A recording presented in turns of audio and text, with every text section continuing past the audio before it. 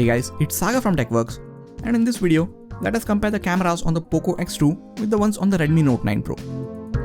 Poco X2 costs more than the Redmi Note 9 Pro, and it also gets the Sony IMX686 sensor as its primary camera, while the Redmi Note 9 Pro is the first smartphone to come with Samsung's new GM2 sensor. It will be interesting to see how this new Samsung sensor fares against Sony's. We have a lot of image and video samples to go through, so in favor of keeping this video from getting any longer than it already is, I will leave the camera specs of both these phones on the screen. You can pause the video and go through them if you want. The interface of the camera app is basically similar on both the phones, with the exception of macro mode being hidden in the secondary menu on the Note 9 Pro. If you want a more in-depth look at the interface of the camera app on these phones, I suggest you check out my dedicated camera reviews of both these phones. I will leave cards to them on the top right corner of the screen and also link them in the description section. Before we go to the image and video samples, if you are new to this channel or if you still haven't subscribed, please make sure to hit the subscribe button and the bell icon next to it. That way, YouTube will make sure to notify you as a new video goes live on this channel. Let us start with the daylight images from the primary camera, as that is most likely going to be the camera and the lighting conditions that you guys use the most. While we are looking at these images, let me tell you, both the phones are running on the latest version of their operating system, which was available at the time of uploading this video. Both phones seems to capture a lot of details in these images. Note 9 Pro captures brighter images, while the ones from the Poco X2 have a slightly more contrast in them. Most of the images from the Note 9 Pro are slightly overexposed, so I had to manually pull the brightness slider down for most of these shots. As we zoom in, 16 megapixel images from the Poco X2 seem to be sharper and have more details compared to the 12 megapixel images from the Note 9 Pro. This is true with all the images. That being said, if you don't zoom in, images from both these phones look really good. Most people I showed these images to like the brighter images from the Redmi Note 9 Pro despite of them having less details. But the fact remains that Poco X2's images have more details, so this round goes to the Poco X2. Colors in the images from the Poco X2 are a bit dull compared to the ones from the Note 9 Pro. There is a warm tint to images from the Poco, while the Note 9 Pro makes its images appear a bit cooler. Color is a personal choice, and which one you like will depend on your preference. If I had to choose, I would say the Note 9 Pro is closer to how the colors actually were, so personally, I would choose it over the Poco X2 for colors. Coming to the hand dynamic range situations, both these phones perform above average for their price. In most situations, they bring up enough details from the shadows and also try to preserve the details from brighter parts of the scene. We see the Note 9 Pro doing a better job with colors, whereas most of the images from the Poco X2 still show dull colors and have a slight green tint in them. In this set of images, one from the Note 9 Pro is a bit brighter, and it also brought up more details from the shadows compared to the Poco X2. Based on these images, I would say the Note 9 Pro takes this round as well. These have all been 12 and 16 megapixel images from the Note 9 Pro and Poco X2 respectively, and they use pixel binning to give us sharper images. You can switch to the 48 megapixel mode on the Note 9 Pro or 64 megapixel mode on the Poco X2 if you ever need to take high resolution images. You already saw that 16 megapixel images from the Poco X2 had more details than the 12 megapixel ones from the Note 9 Pro, and we again see the same thing with these high resolution images. When comparing high resolution images between these two phones, you can clearly tell which one has more details. But when you compare high resolution images from these phones with their respective pixel bin ones, you can barely see any difference unless you zoom in 4 to 5 times. I'm sure most of you don't zoom in so deep or even compare the images side by side like this in real life. So I would suggest you to stick with the default 16 megapixel mode on the Poco X2 and the 12 megapixel mode on the Note 9 Pro for all of your shots. That will also help you save a lot of storage on your phone, as the high resolution images are 3 to 4 times larger in terms of file size. Looking at these images, you might have also noticed that colors and dynamic range are again much better in the high resolution images from the Note 9 Pro. Both phones get a wide lens, and here is how much more of the scene these lenses let you get in your shot. This wide camera is pretty much the same on both these phones, so any difference that we see in these images will be purely based on the image processing that takes place in the background. Images from Poco X2 are slightly brighter. Other than that, I don't see any difference in these images. You might notice by now that these wide images are not as sharp as the ones from the primary camera, and there is also a bit of distortion towards the edges. Despite of all this, I think it is still good to have the wide lens, as it gives us the opportunity to capture the same scene from a different perspective. Before moving on to the close-up and macro shots, here is a quick test between the focusing speed of both these cameras. neither of them is the quickest at switching the focus from a near to far object, and the switch in focus is very sudden. This is not an issue while shooting images, but while shooting videos, it doesn't look good. Sometimes, I found that the Note 9 Pro just refuses to set the focus. I hope Redmi fixes this with a future software update. If you like to take close-up shots with your smartphone, you are going to enjoy taking them with either of these phones. As you can see, the main subject is in perfect sharp focus and background has a very nice optical blur. Now for some of the shots on the Note 9 Pro, I had to manually tap on the object because the phone just refused to adjust the focus by itself. That being said, end results turned out to be great from both the phones. If you don't want to worry about the subjects in your close-up shots being nice and sharp, go with the Poco X2. For the macro shots, things are a bit different. Note 9 Pro gets a 5MP sensor as opposed to the 2MP one on the Poco X2, and this shows in their macro shots.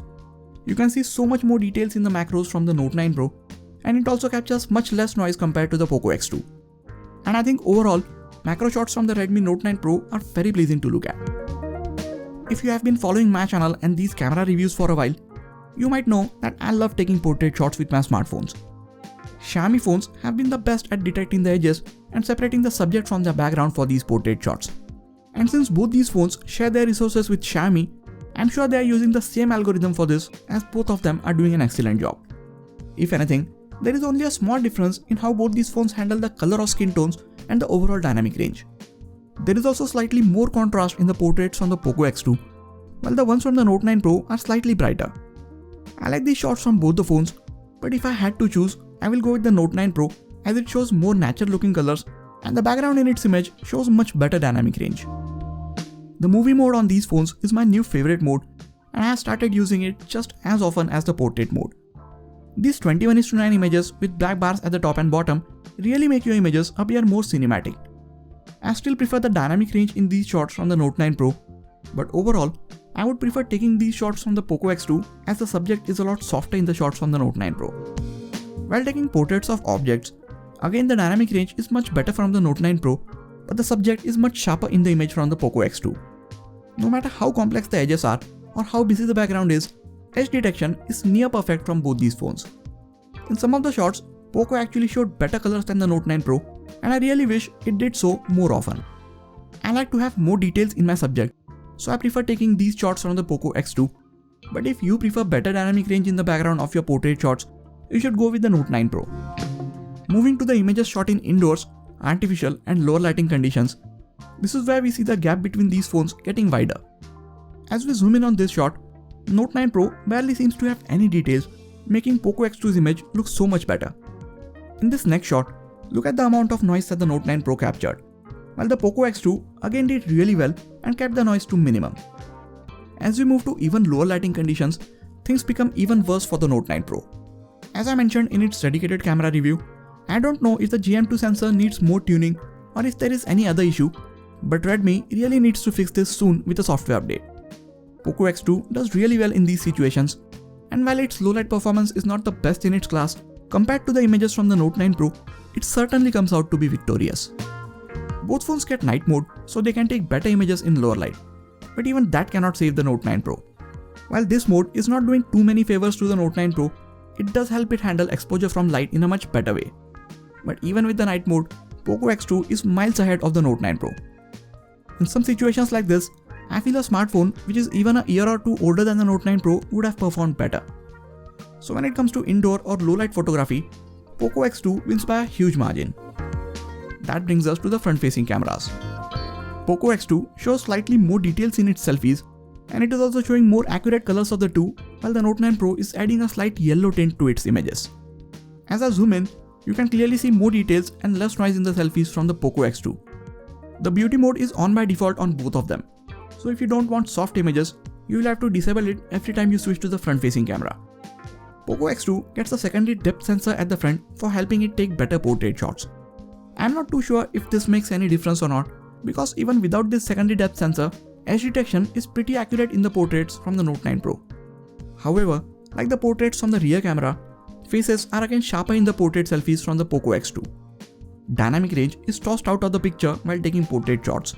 Look at how badly both of them handle the bright background in these shots. For taking selfies, I would again choose the Poco X2. it is also better at rejecting the unwanted sound in the background while you are taking videos with the front-facing camera. Here's a video from the front-facing camera of the Poco X2 and the Redmi Note 9 Pro.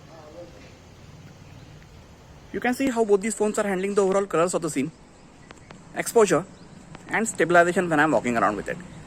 You can also let me know in the comments which one of these is picking my voice better. 4K 30fps videos get electronic stabilization on the Poco X2, and its video is not as overly saturated as the 4K 30fps video from the Note 9 Pro. 1080p 30fps videos get electronic stabilization on both these phones, and I think they look very identical. If I had to choose, I would again have to choose the Poco X2 because upon closer inspection, I think it is showing more natural colors and better dynamic range. After looking at all the image and video samples, we will have to agree that despite of being priced much lower, Note 9 Pro can go head to head and sometimes perform even better than the Poco X2 in daylight. Poco X2 definitely captures more details in any lighting conditions, and while it is just marginally better at taking portrait shots, when it comes to lower lighting situations, it blows the Redmi Note 9 Pro out of the competition. It has also got a better front-facing camera and is better at shooting videos. So the Poco X2 is a clear winner in this competition. That being said, other than in lower light, overall performance of the Note 9 Pro was not too bad, and if you look only at its images, they look really good on their own. I just hope Redmi is working on fixing its low light performance. You guys saw close to 90 image and video samples. Who do you think performed better, and what are your thoughts about the cameras on both these phones? Please let me know in the comments. If you're planning on getting any of these phones, I will really appreciate if you get them from the affiliate links in the description section. It doesn't cost you anything extra, but it goes a long way in helping me making these detailed videos for you guys. That is it for this video, guys. Please hit the like button if you found this video to be helpful, and subscribe to the channel for more quality tech videos like this. You can also check out some of the other videos from this channel. This has been Sagar, and I'll catch you guys in the next video. Take care.